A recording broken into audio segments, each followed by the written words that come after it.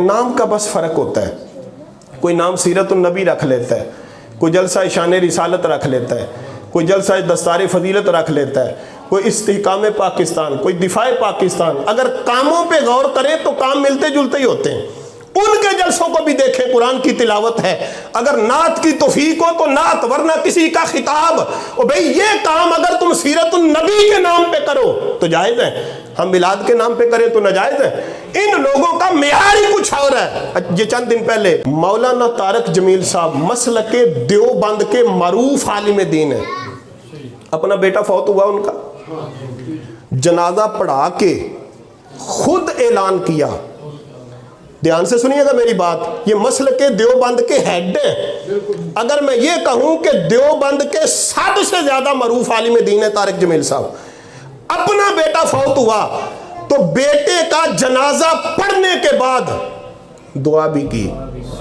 वो दुआ जिसके बारे कई किताबों के सफ़े गंदे किए कि नमाज जनाजा के बाद दुआ करना नाजायज़ है, बिदत है, ये जायज़ ही नहीं। अपना बेटा फौत हुआ तो वहाँ जनाजे के बाद दुआ भी हुई और अगला ऐलान भी खुद वहाँ खड़े होके किया कि जुमेरात के दिन 10 बजे अपने बच्चे के लिए हम कुरान खानी करेंगे, जिसको हमारे उर्फ में ख़त्म बोला जाता। ख़त्म, अब ख़त्म कह ले, कुरान खानी कह ले, दुआ कह ले। अब वो कुरान खानी भी हुई, ख़त्म भी हुआ। अगर मैं अपनी ज़ुबान से कहूँ तो कुल शरीफ भी, कुरान खानी कब्र पे जाके करना जायज़ नहीं, ये बिदत है। ये हमें सुनाया जाता है, हमारे नज़दीक तो ये बाइस अजर सवाब है और इसमें मरने वाले के बड़े सारे फ़वाइद हदीस के अंदर मौजूद हैं। लेकिन अपने बेटे की कब्र पे जाके भी कुरान खानी की और बाकायदा कुर्सी रख के, कुर्सी पे बैठ के कुरान पढ़ा, जिसकी मिसाल तो 14 सदियों में नहीं।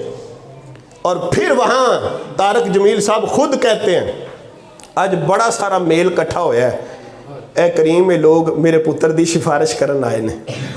अगर आपको ये पता है कि आपके बेटे के लिए सिफारिश करेंगे तो बेटे का फ़ायदा हो सकता है, तुसी समझ लियो कि इस दुआ नाल, इस कुरान खानी नाल तुहाडे पुत्र नूं फ़ायदा हो सकता है। तो फिर दूसरों के लिए भी ये बिदत का फतवा, नाजायज़ होने का फतवा, ओ भाई खुले दिल से ऐलान करें कि ये जायज़ है।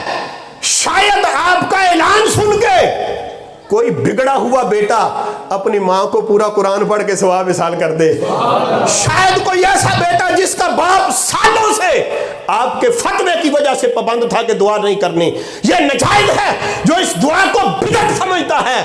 आप ऐलान करें तो बेटा बाप की कब्र पे जाके यासीन सुना दे। कोई किसी बहन का भाई बहन की कब्र पे जाके अपनी बहन के लिए फातिहा पढ़ दे। फिर कब्र पे जो ऐलान हुआ बेटे की कब्र पे कि 11-11 मरतबा सूरह इखलास पढ़ के अल्लामा साहब की मिलक कर दें। कब्र पे बाकायदा फूल भी डाले गए, कुरान खानी घर में भी हुई, कब्र पे भी हुई, फातिहा भी हुई, कुल शरीफ भी हुआ।